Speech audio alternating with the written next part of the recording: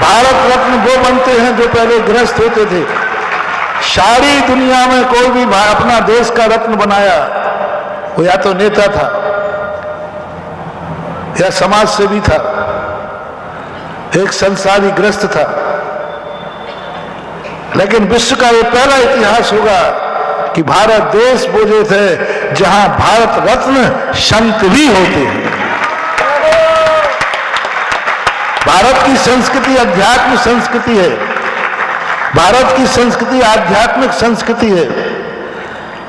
वह नास्ट्रोडामस की भविष्यवाणी सार्थक करें कि भारत देश मात्र जनता का देश नहीं है, भारत देश मात्र राजनीति का देश नहीं है, भारत देश मात्र रोटी कपड़ा मकान का देश नहीं है, भारत देश मात्र धन शस्त्र का ही देश नहीं है, भारत देश संतों का देश है जहां संत भी रत्न के रूप में सरकार मानती है। हमारी दृष्टि में तो वो रत्न ही से भी अनमोल रत्नत्रयधारी थे। वो अपने आप में तो रत्नत्रयधारी थे, वो तो सब चीजें ठीक है, लेकिन राष्ट्र की दृष्टि में यदि एक संत को भारत रत्न का रूप मिलता है तो भारत का मस्तक सारे विश्व में सर्वोच्च स्थान प्राप्त करेगा। और आगे आने वाली संस्कृति कहेगी कि भारत देश धर्मनिरपेक्ष होकर के भी साधु संतों का और समाज का एक बहुत बड़ा स्थान है। समाज और राष्ट्र तो सारे भारत में है, लेकिन समाज, राष्ट्र और संत मात्र भारत में है। और वो भी ऐसे संत जिन्होंने राष्ट्र के लिए, समाज के लिए, धर्म के लिए, सबके लिए कुछ ना कुछ किया है। सब तरफ से कसौटी में उतरते। और जब तुम भारत रत्न की उपाधि से बात करोगे तो फिर मैं विश्व को भी संदेशा देना चाहता हूं कि तुलना कर लो, अभी तक जितने तुमने नोबेल पुरस्कार दिए हो उन सब में फर्स्ट नोबेल पुरस्कार मिलने लायक हैं तो आचार्य विद्यासागर महाराज की विचारधारा और आचारधारा। सबने कोई एक काम किया है, कोई एक दिशा अपनाई है, जो जिस दिशा में गया उसी दिशा में काम किया। लेकिन हमारे अपूज्य गुरुदेव ने चारों दिशाओं में नहीं, 10 दिशाओं में काम किया है। नीचे भी, ऊपर भी, आजू भी, बाजू भी, सब 10 दिशाओं में काम किया।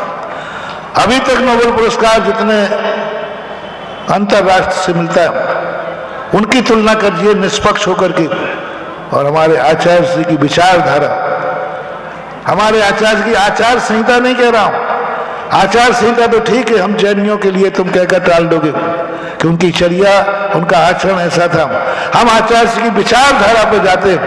आज आचार्य की विचारधारा देखोगे तो विश्व में ऐसा कोई दूसरा व्यक्ति नहीं हुआ जो हमारे पूज्य आचार्य महाराज की विचारधारा की बराबरी कर सके।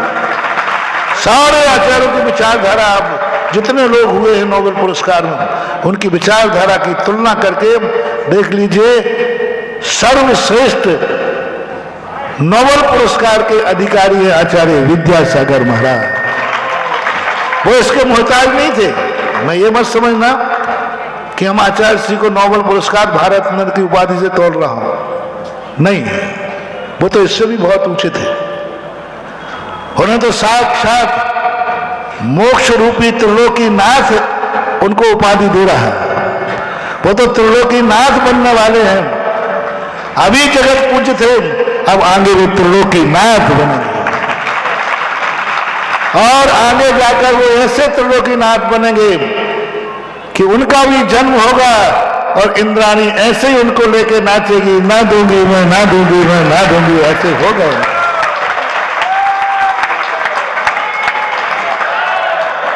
उनके भी कहीं पंचकल्याणक होंगे क्योंकि उन्होंने कार्य ऐसे किए, उनके भी पंचकल्याणक होंगे। और ऐसी स्थिति को लेकर, लेकिन मैं इन उपहार पुरस्कारों से आचार्य जी को या रत्नत्रय को तोड़ नहीं रहा हूं, वो तो सब बहुत ऊंचा है। मात्र संस्कृति बनाना तुम्हारा गौरव है, आचार्य जी का गौरव नहीं, जैन धर्म का गौरव नहीं, हमारा तुम्हारा गौरव नहीं, इसके लिए नहीं कह रहा हूं। मात्र राष्ट्र का गौरव बढ़ेगा इससे, और मुल्क यदि देता है तो सारे मुल्क का गौरव बढ़ेगा। मुल्क को मस्तक उठाने का मौका मिलेगा कि मुल्क वो है जिन्होंने एक संत को भी उस विचारधारा में खड़ा देखा जिस विचारधारा में मानव का सर्वोच्च स्थान मिलता है। एक संत को उस विचारधारा में खड़े होना, एक संत की वह विचारधारा होना बहुत दुर्लभ मानो। संतों की विचारधाराएं आध्यात्मिक होती हैं। जैसे आदिनाथ की मात तीर्थंकर की विचारधारा मात पारमार्थिक होती है, तीर्थंकर की विचारधारा पारमार्थिक होती है। मात दुनिया में अनंत तीर्थंकरों में ऋषभ देव ऐसे हुए जिनकी पारमार्थिक विचारधारा के साथ साथ सांसारिक विचारधारा, राष्ट्रीय विचारधारा, कर्म क्षेत्र की विचारधारा, आजीविका की विचारधारा पर मात्र 24 तीर्थंकरों में एक तीर्थंकर हुए ऋषभ देव, जो अपने तीर्थंकर के प्रोटोकॉल से हट करके षट कर्म की व्यवस्था बनाई। तीर्थंकर के प्रोटोकॉल में नहीं आता कि दुनिया की आजीविका सिखाना, राष्ट्र की राजनीति सिखाना, किसी के में नहीं आता, मात्र ऋषभ देव थे। ऐसा ही हजारों साधु संत हुए भगवान महावीर स्वामी के बाद।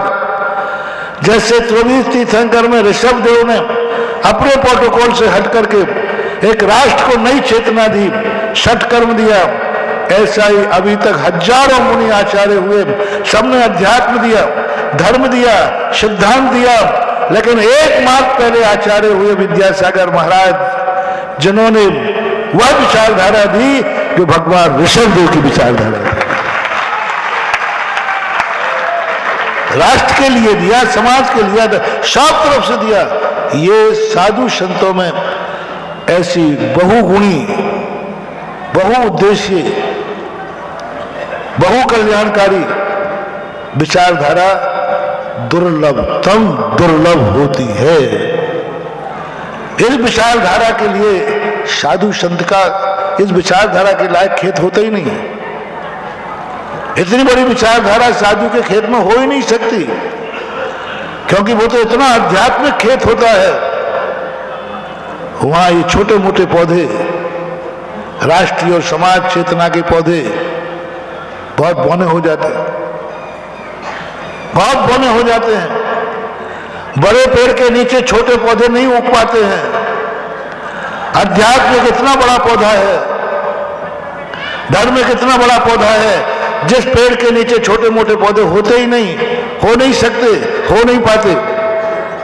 लेकिन पूज्य आचार्य महाराज के अध्यात्म का वृक्ष ऐसा पौधा था जो स्वयं तो हरियाता रहा, उसके नीचे जितने छोटे मोटे पौधे थे वे भी हरे भरे बने रहे। राष्ट्र का पौधा हरा भरा बना रहा। अध्यात्म के खेत में राजनीति से क्या, राष्ट्र से क्या, क्या हथकरघा से क्या, क्या बच्चियों से क्या, क्या प्रतिभास्थली से क्या, क्या मतलब था? ये छोटे मोटे पौधे हैं। अध्यात्म सबसे बड़ा पौधा है, और इस अध्यात्म के इतने बड़े पौधे के नीचे इतने छोटे छोटे पौधे भी हरे भरे बने रहे।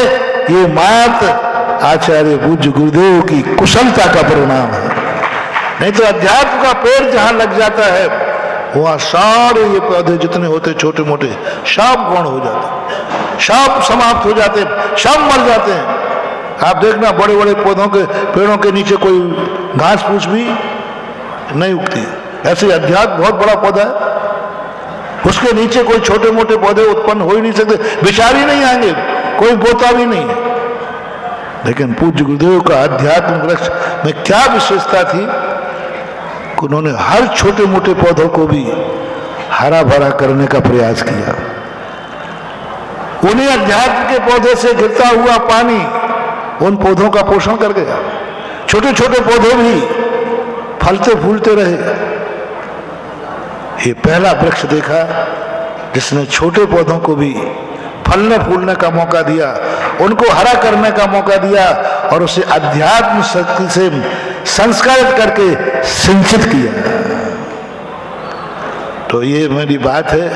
आज आया भाव मेरे मन में भी पता नहीं कब आ जाए, कोई पता नहीं है। कल तो बोलने का तुमने कहा ना, सोचने पे भी नहीं आया, और आज बिना सोचे आया। और कब आया? प्रवचन बंद करने का मौका आया तब आया। मैं 1 मिनट में प्रवचन बंद करने ही वाला था कि भाई आपका समय हो गया, और लोग ऐसा भाव आया, ऐसा भाव आया, अनियत भाव आया। तो लग जाओ रे सारे दुनिया के लोगों, इन आचार्य विद्यासागर के विचारों को संस्कृत का रूप देने के लिए भारत रत्न की उपाधि, नोबेल पुरस्कार की उपाधि जिनको जिनके पास, जिनके ऊपर यह वैचारिक क्रांति का असर हो रहा हो, वे जुट जाए अपने इन विचारों को संस्कृति का रूप देने के लिए। मैंने पहले कह दिया, इनका मूल्यांकन नहीं कर रहा हूं। ये संस्कार संस्कृति बन जाए, और संस्कृति का अर्थ होता है स्मृति बन जाए, और स्मृति जब बनते हैं जब कोई चिन्ह स्मृति चिन्ह बन जाए। आज अपने पास स्मृति रहेगी, अपन याद करेंगे क्योंकि अपन ने आचार्य श्री को देखा है, लेकिन आने वाली पीढ़ी आचार्य श्री को तो नहीं देखा ना उन्होंने। वो स्मृति चिन्ह देख करके पता करेगी कि आचार्य श्री कैसे थे। स्मृति चिन्ह क्यों बनाए जाते हैं?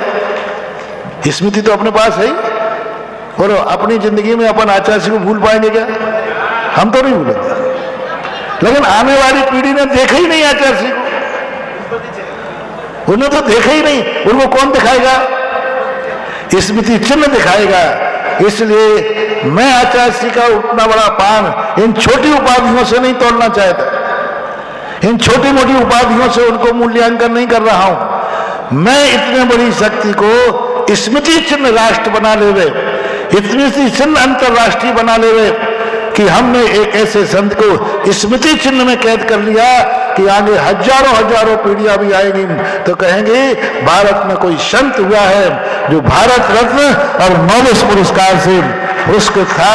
ये अपना सौभाग्य है आचार्य श्री का नहीं, ये अपने अभाग्य है राष्ट्र के और मुल्क के। ये बात आज बहुत अनायास एकदम आई और समय पर निकल गई। आपने लाइव किया कि नहीं किया मुझे पता नहीं, मेरे मुख से तो निकल गया। अब आप जानो, आपका काम जाने। मेरा काम जितना था मैंने कर दिया, आगे अब आपका काम है, राष्ट्र का काम है, मुल्क का काम है। महावीर भगवान की जय।